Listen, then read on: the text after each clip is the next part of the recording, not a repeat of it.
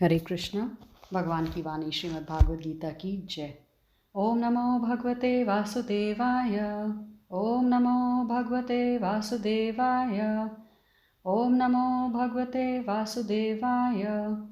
ओम अज्ञानतिमिरन्धस्य ज्ञानञ्जनशलाकया चक्षुरुन्मिलितं येन तस्मै श्रीगुरुवे नमः। जय श्री कृष्ण चैतन्य प्रभु नित्यानंद श्री अद्वैत गदाधर श्रीवासादि गौर भक्तवृंद। हरे कृष्ण कृष्ण कृष्ण हरे हरे, हरे राम राम राम हरे हरे।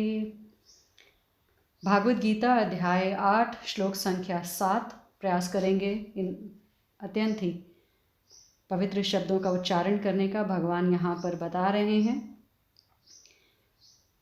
तस्मात् सर्वेषु कालेषु मामनुस्मर युध्य च मयि अर्पिता मनो बुद्धे माम एवेष्यसि संशय।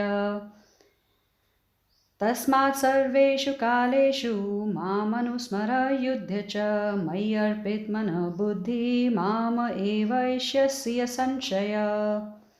शब्दों का अर्थ, तस्मात् अतएव सर्वेषु समस्त कालेषु कालों में माम मुझको अनुस्मर स्मरण करते रहो, युद्ध करो, च भी मई मुझ में अर्पित शरणागत होकर, मन बुद्धि माम मुझको एव निश्चय ही एष्यसि प्राप्त करोगे असंशय निसंदेही। अनुवाद, अतएव हे अर्जुन, तुम्हें सदैव कृष्ण रूप में मेरा चिंतन करना चाहिए और साथ ही युद्ध करने के कर्तव्य को भी पूरा करना चाहिए। अपने कर्मों को मुझे समर्पित करके तथा अपने मन एवं बुद्धि को मुझ में स्थिर करके तुम निश्चित रूप से मुझे प्राप्त कर सकोगे। तात्पर्य, कृष्ण कृपा मूर्ति एसी भक्ति वेदांत स्वामी प्रभुपाद द्वारा। श्रील प्रभुपाद की जय। अर्जुन को दिया गया यह उपदेश भौतिक कार्यों में व्यस्त रहने वाले समस्त व्यक्तियों के लिए बड़ा महत्वपूर्ण है। भगवान ये नहीं कहते कि कोई अपने कर्तव्यों को त्याग दे। ये बहुत सुंदर श्लोक है जहाँ भगवान बिल्कुल क्लियरली बता रहे हैं कि आप अपने भौतिक कार्यों में व्यस्त रहिए, कोई मुश्किल नहीं है, अपनी ड्यूटीज़ को ड्यूटीफुली कीजिए। लेकिन क्या ज़रूरी है कि मनुष्य अपने भौतिक कार्यों को करते हुए साथ साथ हरे कृष्ण का जप करके कृष्ण का चिंतन कर सकता है। भगवान ने काम करने के लिए मना नहीं किया। भगवान ने कहा है काम के साथ मेरा स्मरण रखो। इससे मनुष्य भौतिक कल्मश से मुक्त हो जाएगा और अपने मन तथा बुद्धि को कृष्ण में प्रवृत्त करेगा, क्योंकि यहाँ भगवान ने कहा है मन और बुद्धि अर्पित करो शरणागत होकर मुझ में। तो हमें अपने मन और बुद्धि को भगवान को समर्पित करना है। भागवत गीता समर्पण सिखाती है। This is the art of surrendering. इससे मनुष्य भौतिक कल्मश से मुक्त हो जाएगा और अपने मन तथा बुद्धि को कृष्ण में प्रवृत्त करेगा। कृष्ण का नाम जप करने से मनुष्य परम धाम कृष्ण लोक को प्राप्त होगा, इसमें कोई संदेह नहीं है। शास्त्र में कहा गया है, चेतो दर्पण मार्जनम भव महादावाग्नि निर्वापणम। तो ये जितने भी कलह कलेश हैं, हमारे कल्मश से युक्त हमारा जीवन है, ये सब हम मुक्त हो जाएंगे इस कलह कलेश कल्मश से। जैसे शीशे को साफ करने से हमें अपना प्रतिबिंब, हमें अपनी छवि क्लियरली नज़र आती है, ऐसे ही अपने चित्त का दर्पण, अपने हृदय को जो मलिन है उसको साफ करने से हमें क्लैरिटी आएगी, आत्म साक्षात्कार होगा। जैसे हम आईने में अपना चेहरा देख पाते हैं, वैसे ही जब हम नाम जप करते हैं तो हम अपना अंदरूनी चेहरा देख पाते हैं, आत्मनिरीक्षण कर पाते हैं, इंट्रोस्पेक्शन कर पाते हैं। तो ये जो 3 श्लोक हैं 5, 6 और 7, इसमें भगवान ने अर्जुन का जो प्रश्न था कि प्रयाण काल में कैसे आपको पाया जाता है, तो भगवान ने 5 में बताया कि जीवन के अंत में जो केवल मेरा स्मरण करते हुए शरीर का त्याग करता है वह तुरंत मेरे स्वभाव को प्राप्त करता है, इसमें रंच मात्र भी संदेह नहीं है। तब भी भगवान ने कहा स्मरण मुक्तवा मामेव स्मरण मुक्तवा कलेवरम। जैसे हम रोग से मुक्त होते हैं ना, हेल्दी हो जाते हैं, ऐसे ही हमें मुक्त होना है यहाँ के कलह कलेश के, ये जन्म मृत्यु के चक्रव्यूह से। तो भगवान बता रहे हैं कैसे होगा, मामेव स्मरण, मेरा स्मरण करने से।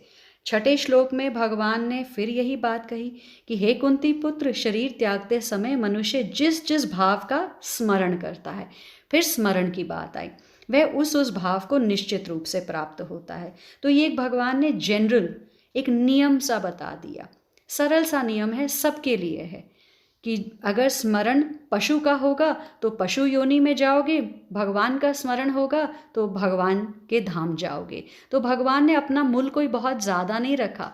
जैसे अगर हम एग्जाम्पल देखें भौतिक जगत का, कि अगर हमने दिल्ली के किसी टॉप कॉलेज में एडमिशन लेना है तो वहाँ की कट ऑफ होती है 98%, 99%, और बाकी कॉलेज में 70-80% में भी चलेगा। तो भगवान ने अपने धाम बुलाने के लिए और किसी भी योनि में जाने के लिए कोई अलग अलग क्राइटेरिया नहीं रखे हैं, हमें ये समझना है।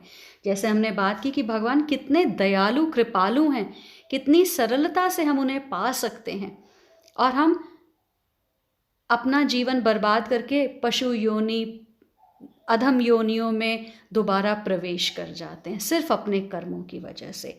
तो आज भगवान स्मरण और कर्म को एक साथ लेकर आ रहे हैं। क्या कह रहे हैं भगवान, तस्मात् अतएव, कंक्लूजन दे रहे हैं भगवान 5, 6 और 7 का। तस्मात् अतएव सर्वेषु कालेषु, समस्त कालों में क्या करो, माम अनुस्मर, मुझको स्मरण करते रहो। यहाँ भगवान ने स्मरण नहीं कहा, भगवान ने अनुस्मरण कहा है। अनुस्मरण का मतलब होता है रिपीटेड, निरंतर। ऐसा नहीं काम किया बैठ गए भगवान का स्मरण किया अब ब्रेक ले ली, नहीं, निरंतर स्मरण होना चाहिए भगवान का। युद्ध च, अब अर्जुन को भगवान कह रहे हैं युद्ध करो, क्योंकि अर्जुन का कर्तव्य युद्ध करना है।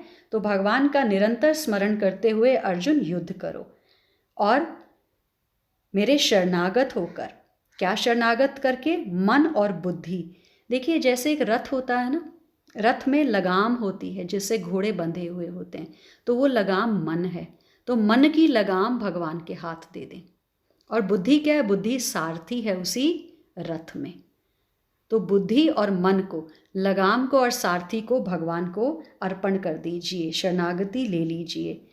और ऐसा करने से क्या होगा, भगवान कह रहे हैं एव यस्यसि असंशया, माम एव एष्यसि असंशया, मुझको निश्चय ही प्राप्त करोगे, इसमें कोई संदेह नहीं है। तो भगवान ने 5, 6 और 7 जो हम श्लोक देख रहे हैं अर्जुन के प्रश्न से, जो अर्जुन ने 8:2 में पूछा था कि प्रयाण काले च कथो ज्ञेयसि नियतात्म भी, मृत्यु के समय भक्ति में लगे रहने वाले आपको कैसे जान सकते हैं।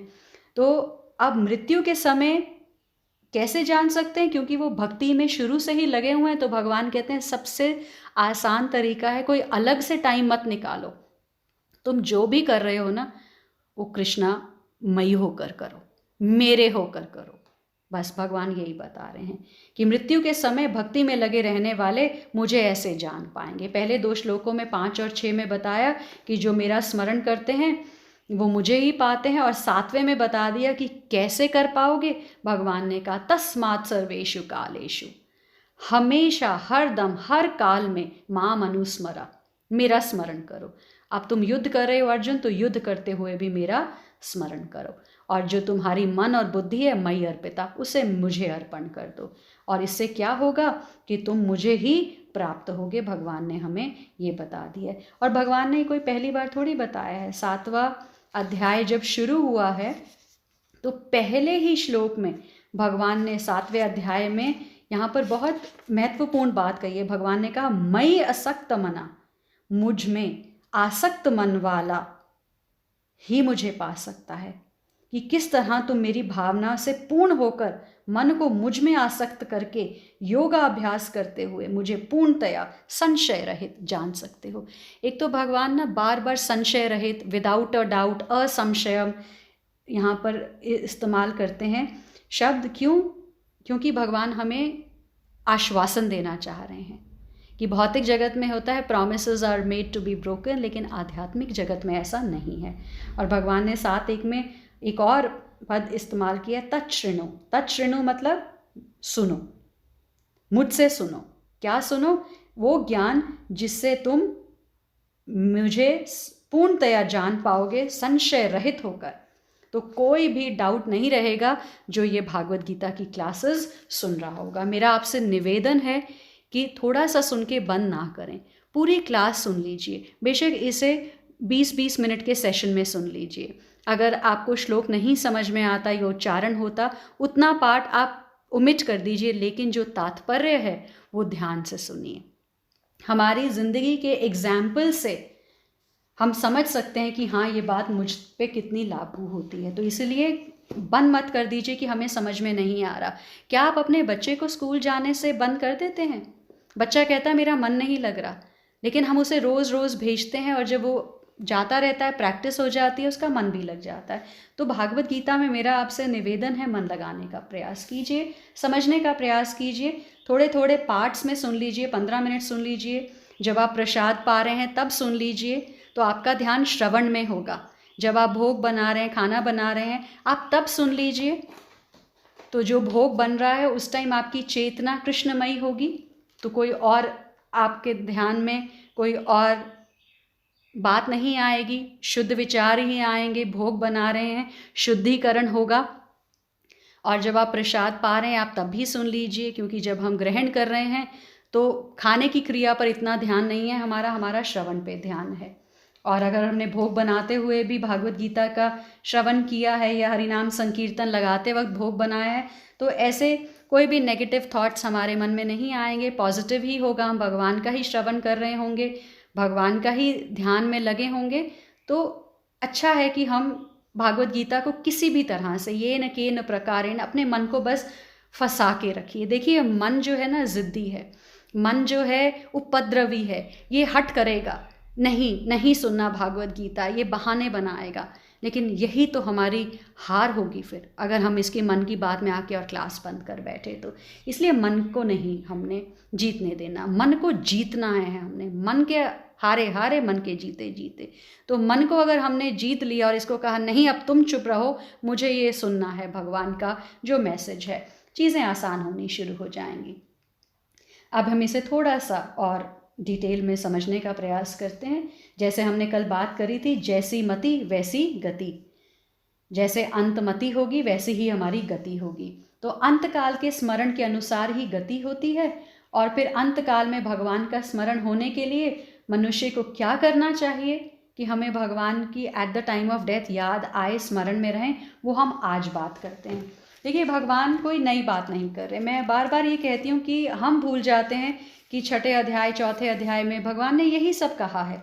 भगवान ने 6:47 में भी यही कहा है, योगी नाम अपि सर्वेषां मद गते नांतर अंतर आत्मना श्रद्धावान भजते य माम। तो भगवान यही बता रहे हैं, स में युक्त आत्मो मतः, समस्त योगियों में से जो योगी अत्यंत श्रद्धा पूर्वक मेरे परायण है, श्रद्धा पूर्वक हमें श्रद्धा रखनी है, मेरे परायण है, शरणागति जिसने ली है, अपने अंतःकरण में मेरे विषय में सोचता है। देखिए कितना आसान है। आप भोग बना रहे हैं, आप भगवान के बारे में कैसे सोचोगे अगर आप हरिनाम संकीर्तन लगाए हुए हो या फिर आप सुन रहे हो, भगवान की कथा सुन रहे हो, कोई लीला वर्णन सुन रहे हो, तो हम विषय भगवान का ही होगा तो सोचेंगे उसी में। नहीं तो कोई भौतिक विषय वासना आ जाएगा हृदय में और हम वो चिंतन करेंगे तो जो हम खाना बना रहे हैं उसमें वैसी ही वाइब्रेशंस जाएंगी। भगवान कह रहे हैं, मेरी दिव्य प्रेमा भक्ति करता है वह योग में मुझसे परम अंतरंग रूप में युक्त रहता है और सबों में सर्वोच्च है। जो श्रद्धा पूर्वक मेरे परायण है, भगवान कह रहे हैं सर्वोच्च है वो, यही मेरा मत है। तो भगवान ने 6:47 में भी बता दिया है कि भगवान के स्मरण में रहना अत्यंत आवश्यक है अगर भगवान को हम प्रिय होना चाहते हैं। भगवान कहते हैं, आसक्ति भय तथा क्रोध से मुक्त होकर, मुझ में पूर्णतया तन्मय होकर और मेरी शरण में आकर बहुत से व्यक्ति भूतकाल में मेरे ज्ञान से पवित्र हो चुके हैं। आप ऐसा मत सोचिए कि ये हमारे लिए श्रील प्रभुपाद ने बोला है, कुछ नया नहीं है, ये पुरातन है। ये तो फिर रिवाइवल हो रहा है क्योंकि आप और मैं भूल गए हैं। इस प्रकार से उन सबों ने मेरे प्रति दिव्य प्रेम को प्राप्त किया है। इसी प्रकार से यही श्रवण कीर्तन करके भगवान कह रहे हैं आसक्ति भय क्रोध से वो मुक्त हो गए और उन्होंने मुझे प्राप्त कर लिया। कैसे? तस्मात् सर्वेषु कालेषु मामनुस्मरा युध्यचे। हर दम बस मेरा ही स्मरण रखो, ये न के न प्रकारेण, किसी तरह से भी अपने मन को जो है मुझ में ही फंसा के रखो। मन को फंसाना ही है हमने, मन भागेगा इधर उधर, लेकिन हमें मन को फंसाना है। बस हमारा एक ही काम है, मन को फंसा के रखना। तो भगवान यहाँ बहुत सुंदर बता रहे हैं, जैसे जैसे आगे बढ़ते जाएंगे आप पढ़ते रहिए। भगवान कह रहे हैं देखिए सिर्फ स्मरण से ही बात नहीं है, ये युद्ध की बात नहीं हम कर रहे कि सिर्फ युद्ध के समय, वो तो अर्जुन के लिए भगवान ने कहा, क्योंकि देखिए युद्ध सब समय में निरंतर तो हो नहीं सकता है। क्रिया है तो अभी शुरू हुई है और होती रहेगी, आरंभ होगी, समाप्ति होगा। तो ये तो हमें अनुभव की बात है, हम सारा टाइम तो भोग नहीं बना सकते ना। किचन में सुबह 2 घंटे काम किए या घर में काम किया या ऑफिस में काम किया, अब आप कहें कि आप ऑफिस में सारा दिन काम करते हैं, ऐसा संभव नहीं है। क्रिया होती है, फिर आप किसी और क्रिया में लगते हैं। तो कहने का मतलब यहाँ पर ये है कि जो भगवत प्राप्ति का उद्देश्य होने से भगवान का स्मरण सब समय में होना चाहिए। आप कोई भी क्रिया कर रहे हैं, अब आपने भोग बनाना बंद किया है और आप कुछ और कार्य में लग गए हैं या आप ऑफिस के लिए निकल रहे हैं, तो अपनी कार में भी हरि नाम संकीर्तन लगा के रखिए। आप ऑफिस वर्क कर रहे हैं, कोई बहुत ज़रूरी काम कर रहे हैं, आप इस टाइम क्लास नहीं सुन सकते, बहुत हल्का सा जप लगा लीजिए पीछे बैकग्राउंड में, बस वो चलते रहना चाहिए, वो रील चलते रहने चाहिए। आप एक बात बताइए, आप अपने बच्चों को याद करने के लिए कोई बहुत एफर्ट करते हैं? आपका हृदय गति, आपकी हार्ट बीट तो चल रही है ना, एफर्टलेस है वो। तो बस भगवान का भी जो स्मरण है ना, वो एफर्टलेस होना चाहिए। हमें कोई मेहनत नहीं करनी पड़े भगवान को याद करने के लिए। हम अपने घर में, बच्चा स्कूल भी गया होता है तो हमारा स्मरण बच्चे का है, हम उसके कपड़े संभाल रहे हैं, उसका जूता देखते ही हमें बच्चे की याद आ जाती है। तो अपने घर को कृष्णमयी बनाइए कि हर जगह आपको कृष्ण की ही याद रहे। भोग बन रहा है भगवान के लिए बन रहा है, जो भी कार्य हम कर रहे हैं सब भगवान को। तभी तो भगवान ने यहाँ कहा है मयि अर्पिता मनोबुद्धिर, अपना मन और बुद्धि मुझे दे दे, क्योंकि तेरा मन ही है जो उछाले मारता है, इधर उधर जाता है।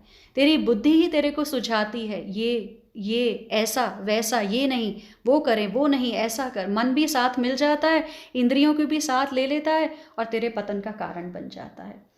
तो सब समय में स्मरण करने के लिए कहा जा रहा है यहाँ पे। प्रत्येक कार्य में देखिए समय का विभाग होता है, कभी सोने का समय है जैसे हम बात कर रहे थे, कभी जागने का समय है, कभी नित्य कर्म का समय है, काम धंधा भी करने का समय है, भोजन का समय है। लेकिन भगवान के स्मरण में समय का कोई भी खाना खाली नहीं होना चाहिए। भगवान को तो सब समय में याद रखना चाहिए। जैसे मैंने अभी आपको कहा कि आप सब बैठ के प्रसाद पा रहे हैं तो आप क्लास लगा लीजिए कि भाई आज 8-7 क्लास है, भगवान बता रहे हैं तस्मात् सर्वेषु कालेषु, हमेशा हर काल में माम अनुस्मरा, मेरा स्मरण करो। तो हम लोग खाना खा रहे हैं, भोग लगाया भगवान को, प्रसाद पा रहे हैं, सारा परिवार इकट्ठे बैठ के अभी ये हो हा नहीं करेंगे, हो हल्ला नहीं करेंगे, टीवी के सामने बैठ के नहीं खाना खाएंगे, हम लोग प्रसाद ऐसे पाएंगे। और आप अपना ब्लूटूथ ऑन कर लीजिए, स्पीकर ऑन कर लीजिए और मोबाइल के साथ कनेक्ट करके क्लास सुनिए। तो भगवान को याद करने का हर समय है, कोई खाली खाना नहीं होना चाहिए। अब भगवान ने ये युद्ध च कहा तो बड़े सारे लोग कहते हैं जी ये अर्जुन के लिए है। ये अर्जुन के लिए नहीं है, अर्जुन के माध्यम से हमारे लिए है। आप सोचिए मारकाट करनी और भगवान को याद करना कितना कठिन कार्य है। उससे तो बहुत आसान है रसोई घर में कार्य करना, उससे तो बहुत आसान है कपड़े की दुकान पे बैठना, दवाई की दुकान पर बैठना या फैक्ट्री में बैठना। युद्ध क्षेत्र में युद्ध करते हुए भगवान को याद करना कितना कठिन है, हम सोच भी नहीं सकते। हमें हमेशा अपनी प्रॉब्लम सबसे बड़ी नजर आती है, लेकिन अगर हम अर्जुन की दुविधा देखें तो हमसे बहुत बड़ी है। अपनों को ही सामने पाया और फिर भी भगवान ने मनोबल बढ़ाया, समझाया और अर्जुन ने युद्ध किया, भगवान के निमित्त बने।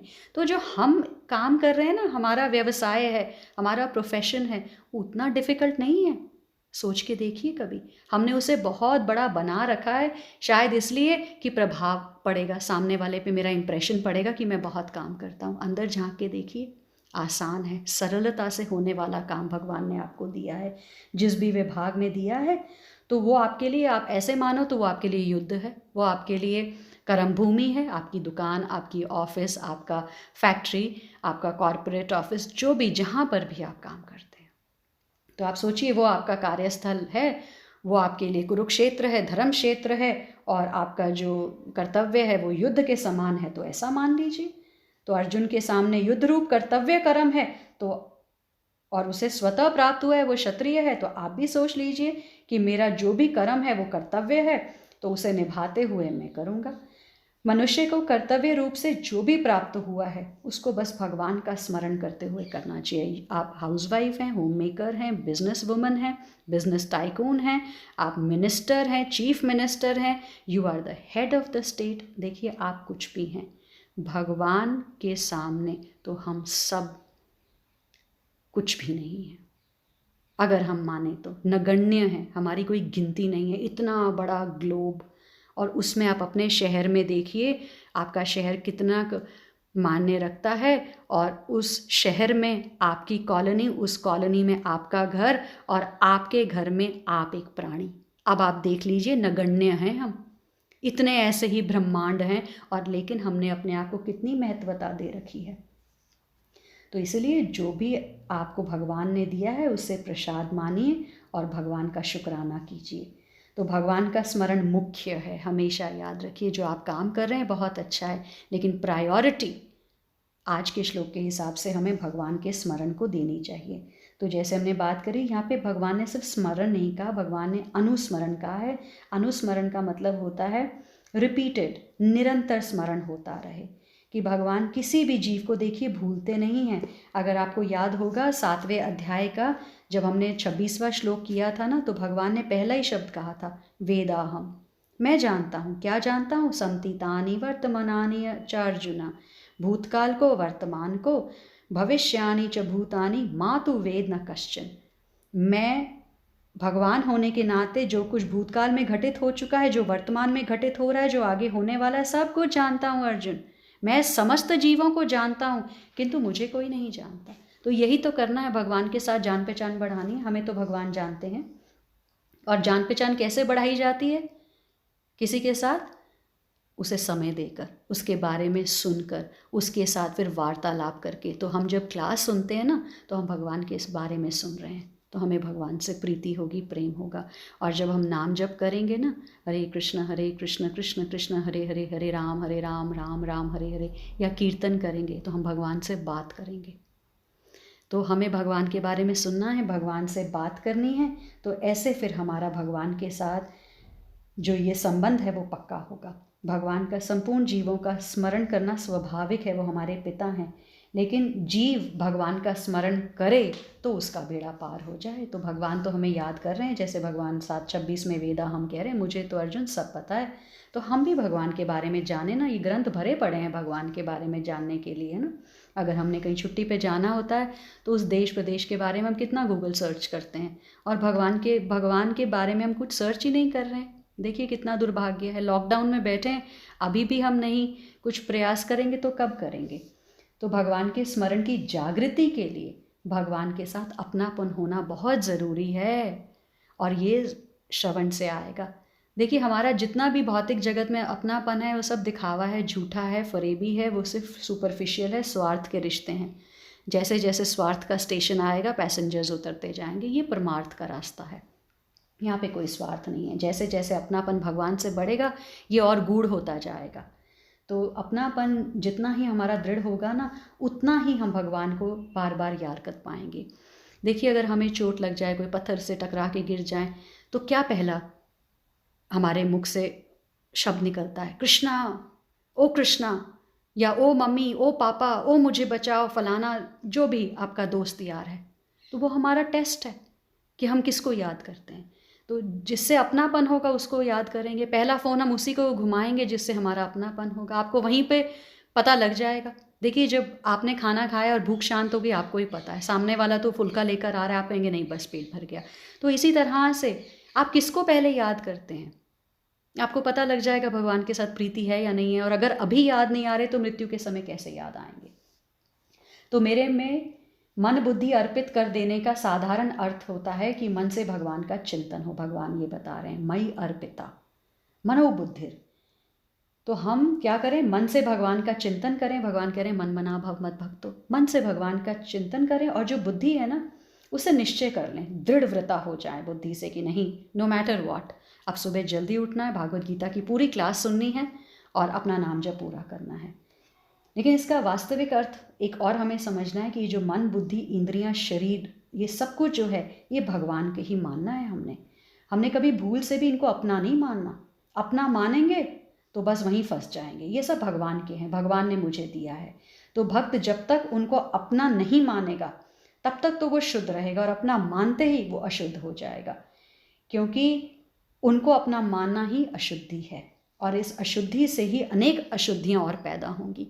अपने मन बुद्धि इंद्रियों को अपना मानेंगे तो फिर इस शरीर के रिश्तों को अपना मानना शुरू कर देंगे, फिर आगे रिश्तेदारी बढ़ती जाएगी, आगे किट्टी से फ्रेंड सर्कल। मुझे उस दिन कोई बता रहा था कि जी इनका friend circle he is very social. अरे सोशल क्या है, क्या सोशल है? आप खुद देखिए, आपने इनके साथ दोस्ती करी, इनका जितना सोशल सर्कल था वो आपका हो गया। अब आपने इनसे दोस्ती करी, इनका जो सोशल सर्कल है वो सारा आपका हो गया। इसमें कौन सी बहुत बड़ी बात है? आप भगवान से दोस्ती कीजिए, पूरी कायनात आपकी हो जाएगी। यहाँ नहीं हम सोचते, हमारी बुद्धि नहीं जाती यहाँ पर। तो भक्त को हमेशा बड़ा ध्यान रखना है कि मेरा संबंध केवल प्रभु के साथ ही है। मैंने प्रभु के साथ संबंध बना लिया, ये सारे के सारा सोशल सर्कल अपने आप पीछे खींचा चला आएगा। इनके अंदर भी तो प्रभु हैं, इनके अंदर भी प्रभु हैं, लेकिन मैं प्रभु को राज़ी ना करके सबको राज़ी करूं, ये कोई बहुत समझदारी का सौदा मेरे हिसाब से तो है नहीं, मेरे अनुभव में तो है नहीं। तो मनुष्य का संबंध केवल प्रभु के साथ ही है। जो प्रकृति के सारे कार्य, ये कभी संबंध ना था, ना कभी रहेगा, ना कभी होगा, क्योंकि मनुष्य जो है वो परमात्मा का सनातन अंश है। इसलिए प्रकृति से संबंध कैसे हो सकता है? तो एक भक्त को, एक उपासक को चाहिए कि हमेशा अपने मन और बुद्धि को भगवान के ही समझकर भगवान को ही अर्पण कर दे। तेरा तुझको अर्पण क्या लागे मेरा, फिर उसको स्वाभाविक ही भगवान की प्राप्ति हो जाएगी, कुछ और करने की ज़रूरत नहीं पड़ेगी।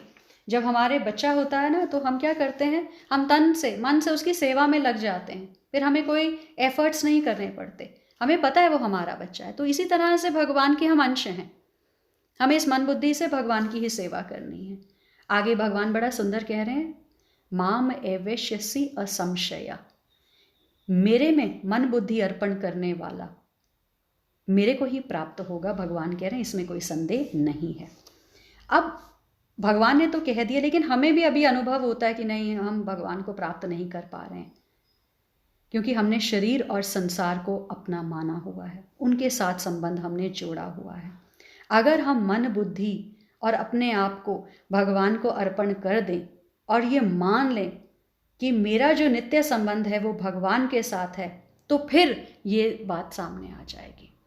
अगर हम भगवान को सर्वोपरि मान लें तो फिर ये बात सामने आ जाएगी। तो जो सांसारिक काम हैं वो ज़रूरी हैं, आपको भगवान ने शरीर दिया है, शरीर के रिश्ते दिए हैं, body and soul have to be maintain together, लेकिन हम क्या करते हैं, कहीं ना कहीं आत्मा को पीछे छोड़ देते हैं। जैसे एक बड़ी सुंदर कहानी आती है सोने के पिंजरे की, और एक औरत, एक रईस महिला है जिनके पास एक सोने का पिंजरा है और पिंजरे के अंदर कैद एक छोटी सी सुंदर सी चिड़िया है। अब वो मोहतरमा क्या करती हैं, रोज़ पिंजरे को तो साफ़ करती हैं, खूब चमकाती हैं और लिशकता रहता है वो पिंजरा, लेकिन वो चिड़िया जो अंदर है उसे खाना नहीं देती हैं। उन्हें लगता है ये ऐसा सुंदर है, बहुत सुंदर है, देखिए कितना सुंदर है। और एक दिन वो सुबह देखती हैं तो चिड़िया अंदर मरी होती है। वो इसलिए मरी होती है क्योंकि उन्होंने उसका ध्यान नहीं दिया, खान पीन का ध्यान नहीं दिया, ध्यान दिया तो सिर्फ इस सोने के पिंजरे का। तो कहीं हम भी तो वैसे ही नहीं हैं? इस शरीर के सोने के पिंजरे को तो हम बहुत देखभाल कर रहे हैं, इसका तो हमने पूरा सर्कल बना रखा है, खूब कम्युनिकेशन, खूब इंटरेक्शन, खूब व्हाट्सएप ग्रुप, खूब सोशल मीडिया पे हमने बहुत दोस्त यार बना रखे हैं। और जो अंदर की चिड़िया, उसे खाना देना पानी देना भूल गए। अंदर की चिड़िया कौन है? आत्मा। आत्मा को क्या चाहिए? परमात्मा। आत्मा की फीड क्या है? भजन। तो हम भोजन शरीर को तो डाल रहे हैं, भजन जो है वो उस चिड़िया को डाल नहीं रहे, तो वो चिड़िया मर गई।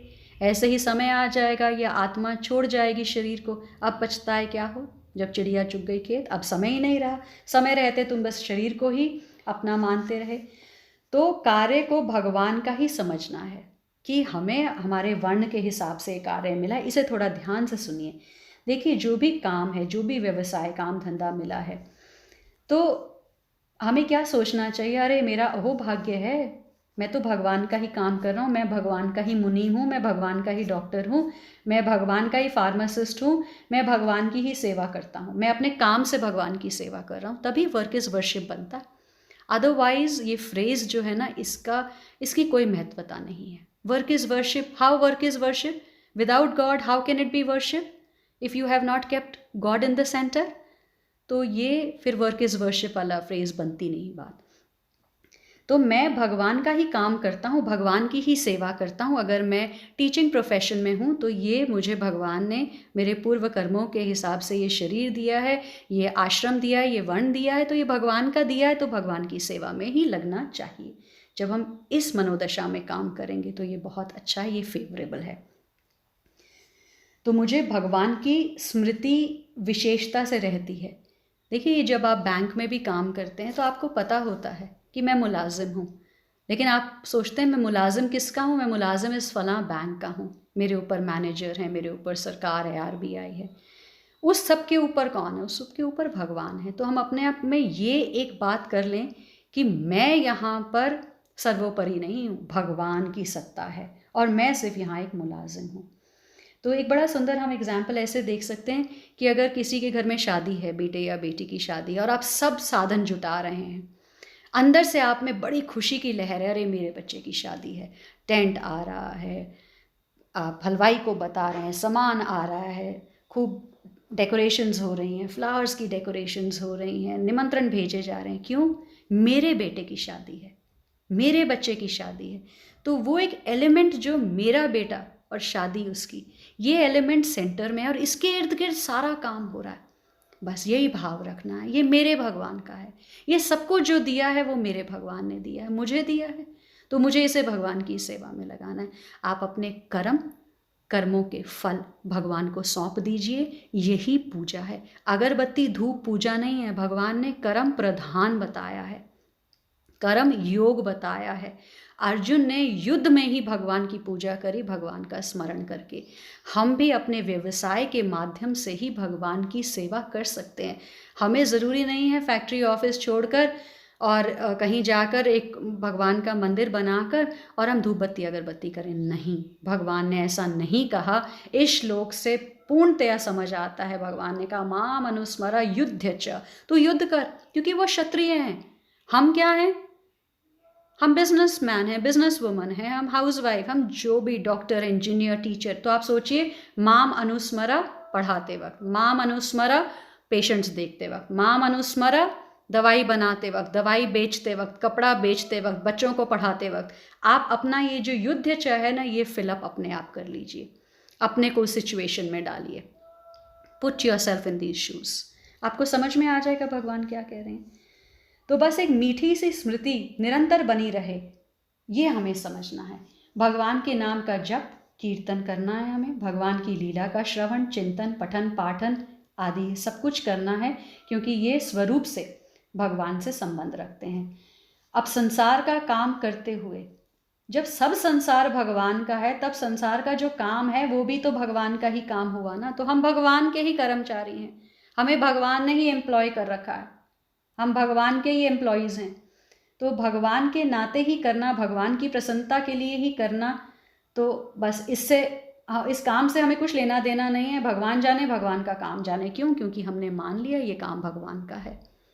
देखिए, जब शादी होती है ना तो हमें डर लगता है, अरे अच्छे से निभा पाएंगे, तब हम घर में कीर्तन भी रखते हैं वो डर से कि भगवान आप लाज रखना, आप सबका संभालना। क्यों? भगवान हमारे कोई मुलाजिम है?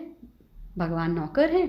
भगवान ऑर्डर सप्लायर हैं? आपको शादी के समय तो कीर्तन याद आता है, रोज़ क्यों नहीं कीर्तन करते ऑफिस जाने से पहले कि हे प्रभु ये सारा दिन आपके स्मरण में बीते। जब हम कभी घर से किसी, मैंने देखा है, जब हम कभी घर से किसी यात्रा के लिए निकलते हैं, आउट ऑफ टाउन जाते हैं या हॉलीडेज़ के लिए हिल स्टेशंस जाते हैं, पहले 10 मिनट हम भगवान की आरती लगाते हैं। क्यों लगाते हैं? घर से निकलते वक्त प्रार्थना करते हैं, हे प्रभु ध्यान रखना। तो उसको रोज़ करिए ना, वो मीठी सी स्मृति भगवान की बनी रहे। भगवान आपका ध्यान रखेंगे, आप भगवान का ध्यान कीजिए, भगवान आपका ध्यान रखेंगे। बस बहुत सिंपल है।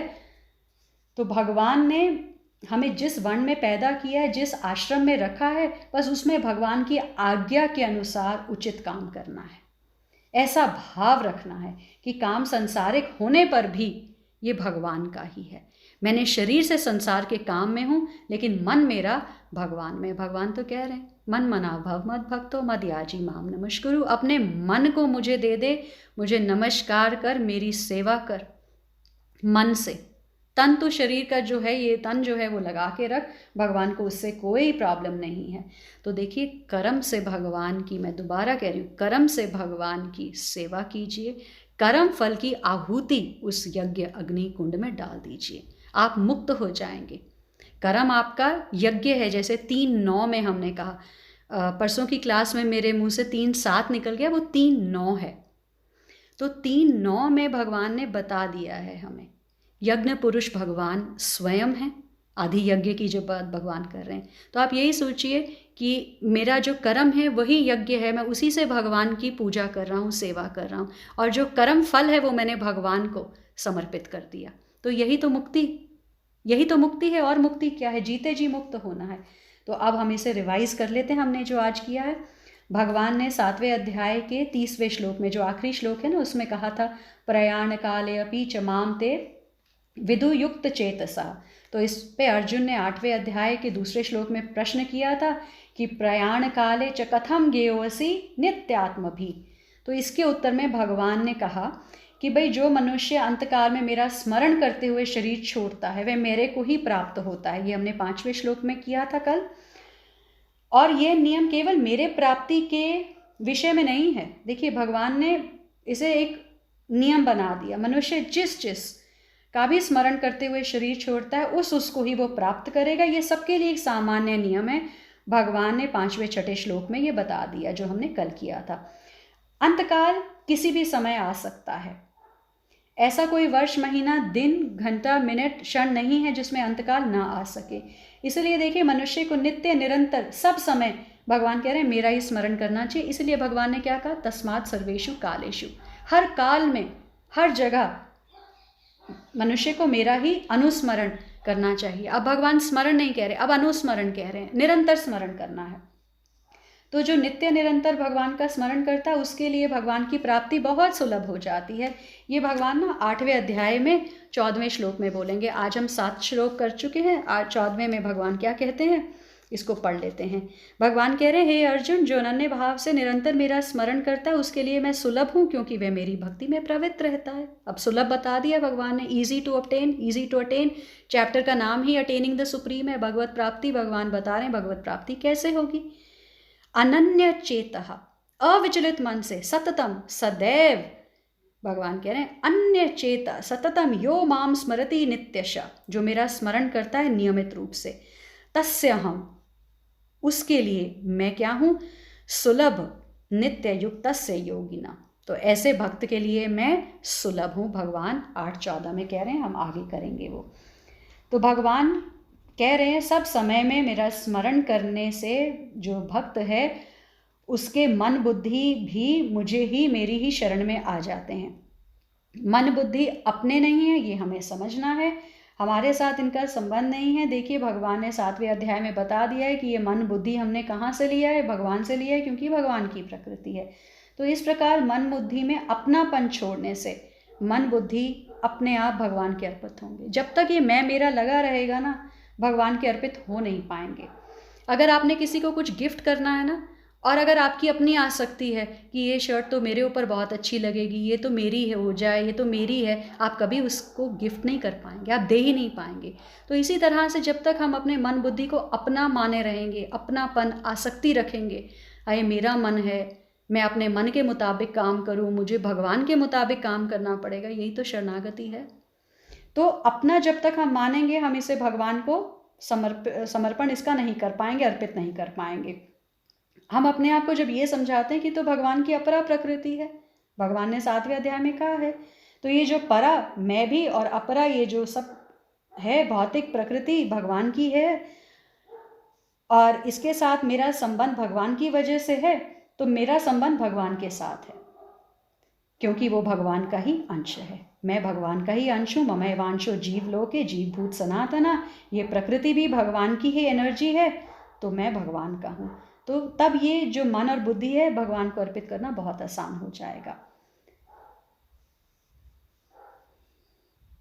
हम अपरा शक्ति के साथ अपना संबंध ना जोड़ के अपरा शक्ति को उसके मालिक जो भगवान है उसी को अर्पित कर दें, तो फिर ये अपनापन खत्म हो जाएगा और भगवान की तरफ हमारी समुखता हो जाएगी। अपना ना माने इसे, बस मन बुद्धि अर्पित होने से भक्त निरहंकार हो जाता है।